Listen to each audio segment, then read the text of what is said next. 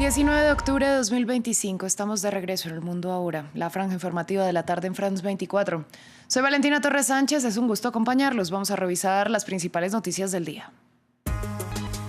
Israel aseguró que está comprometido con el cese del fuego pese a los múltiples bombardeos que perpetró este domingo en el sur de la Franja de Gaza, dejando al menos 33 muertos en todo el enclave. Al tiempo informaron que se retomó el paso de ayuda humanitaria que había sido suspendido. Nuevo capítulo de tensión entre los presidentes de Colombia y Estados Unidos.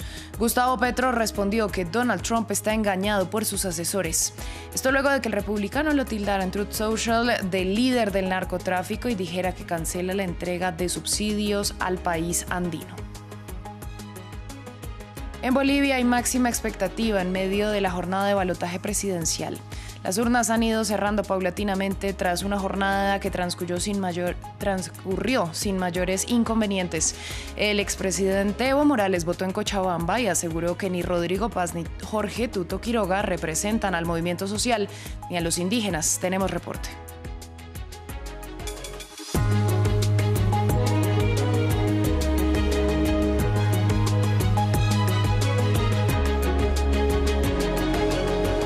Damos inicio en Oriente Medio porque Israel dijo que reanuda el alto el fuego tras una jornada de ataques contra el sur de la Franja de Gaza, que dejó al menos 33 fallecidos.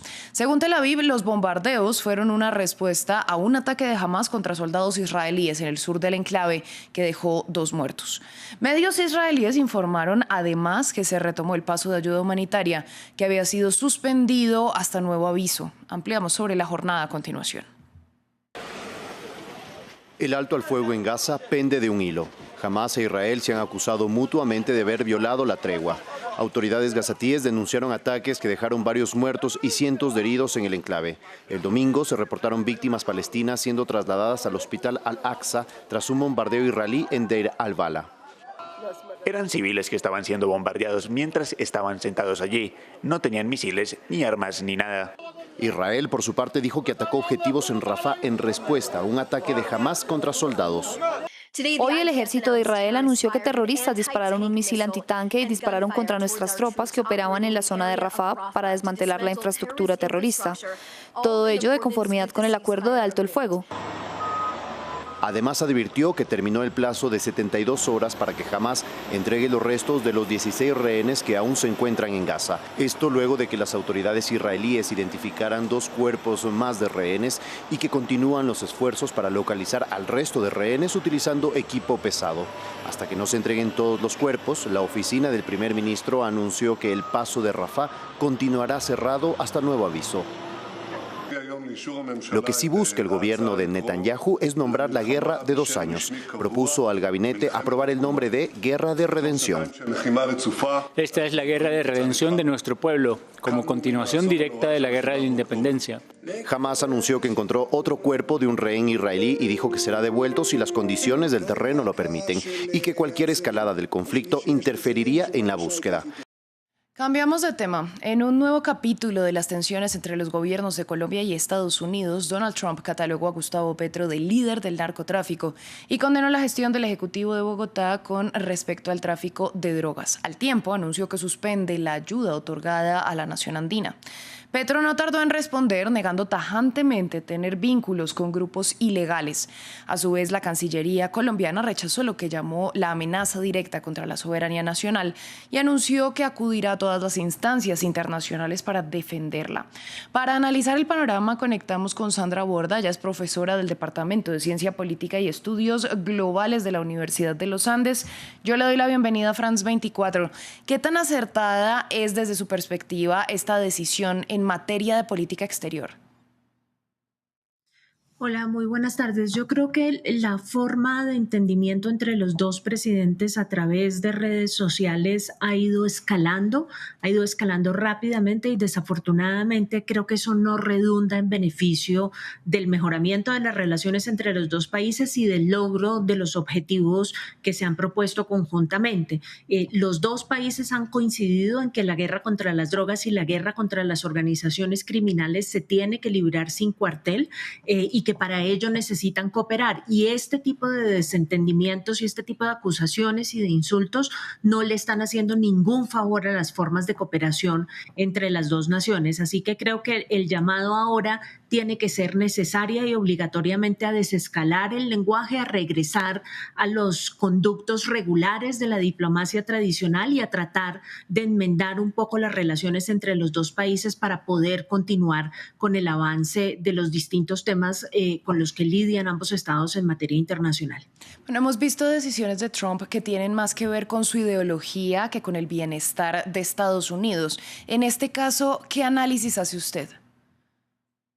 Sí, yo creo que lo preocupante, particularmente no solamente del tono del pronunciamiento, sino del contenido en el que se confirma, y hoy Lindsey Graham, un senador estadounidense republicano, lo está confirmando, que va a haber, digamos, castigos de carácter arancelario, y creo que eso es a lo que se refiere Trump cuando dice que se van a retirar los subsidios y los pagos, que eso no es lenguaje técnico de la cooperación binacional, pero que probablemente puede estar haciendo alusión a algún tipo de incremento de los aranceles. La cooperación en materia económica y social entre los dos países se ha reducido sustancialmente, así que puede que el campo que más se ve afectado sea justamente el de la cooperación militar, en cuyo caso creo que eso solamente redunda en un efecto negativo para ambos estados, pero incluyendo el mismo Estados Unidos, porque creo que retirarle la cooperación a Colombia para combatir las drogas ilícitas y para combatir las organizaciones criminales, pues simple y sencillamente va a hacer algo que beneficie a esas mismas organizaciones y que vaya en contra de la seguridad y de la salud de los ciudadanos de ambos estados. Entonces, no veo cómo esa decisión va a avanzar de alguna forma esta propuesta dura que tiene Estados Unidos de ponerse mucho más sólido y contundente en materia de la guerra contra las drogas ilícitas y las organizaciones criminales. Entonces, ¿qué tan significativo, pero también qué tan real puede ser esta suspensión de lo que él llama la ayuda estadounidense a Colombia, si tenemos en cuenta que en reiteradas ocasiones pues Trump publica medidas que son más una amenaza que un hecho?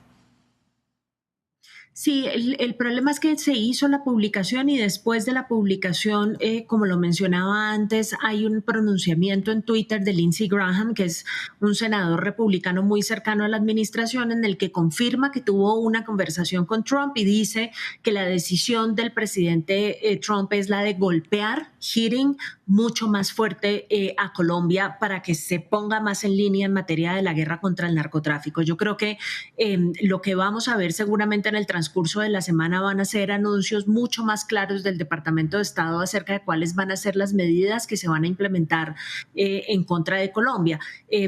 Estas amenazas del presidente Trump, digamos, unas veces se cumplen y otras veces no se cumplen, pero cuando no se cumplen, eso sucede porque se generan canales de comunicación mucho más prudentes, mucho más tradicionales para iniciar negociaciones, y son esas negociaciones las que terminan por desescalar un poco el lenguaje duro y las medidas duras de Washington. Yo creo que ese ha sido el caso, por ejemplo, de la relación con México.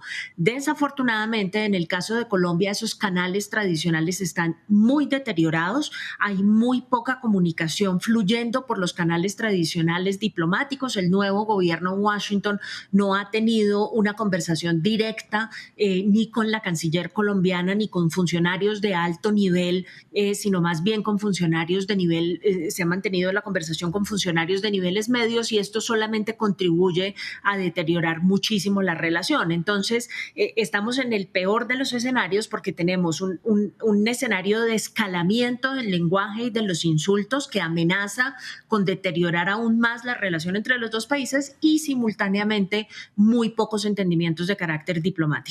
Pues Sandra, usted muchas gracias por su análisis y por compartirlo con nosotros en France 24. No, con muchísimo gusto. Un saludo. Mientras tanto, el gobierno de Estados Unidos anunció un nuevo ataque contra una embarcación en el Caribe y señaló que mató a 3 supuestos narcotraficantes, a los que vinculó con la guerrilla colombiana del ELN. Se trata del 7º ataque contra navíos desde que el gobierno de Washington desplegó a sus fuerzas en la zona, en medio del declarado combate del presidente Donald Trump contra el narcotráfico. Hasta el momento en ninguno de los hechos se han presentado pruebas de que las lanchas sí estuvieran cargadas con drogas. El anuncio de este domingo fue hecho por el secretario de Guerra Pete Hegseth, quien dijo que la embarcación navegaba por una ruta conocida de narcotráfico y transportaba cantidades sustanciales de narcóticos. En Bolivia hay expectativa ante los resultados de la jornada de balotaje. Las urnas empezaron a cerrar a las 4 de la tarde hora local.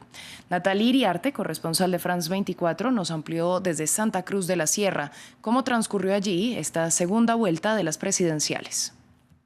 En Santa Cruz se vivió una jornada pacífica y marcada por la inasistencia de los votantes. Nos encontramos en algunas de las mesas que todavía se encuentran trabajando, puesto que comenzaron la jornada con 1 hora de retraso debido a la inasistencia de los ciudadanos que debían ser jurados electorales.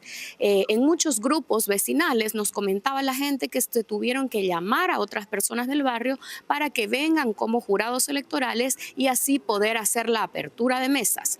Por eso, hasta ahora, con 1 hora de retraso, se hará el cierre en las mesas que todavía pueden ver, como la que está a mi espalda. Esta jornada, el Tribunal Supremo Electoral llamó a la población cruceña a que asista. Sin embargo, también en otros departamentos se ha registrado una baja asistencia. En las provincias, mucha gente comentó de que no logró llegar a su recinto electoral debido a que no tenía una forma de transportarse. Estas han sido algunas de las circunstancias que marcaron la jornada y recordemos que el padrón electoral en estas urnas está marcado por ciudades de gran importancia y departamentos como Santa Cruz, La Paz, Cochabamba, Potosí y Tarija.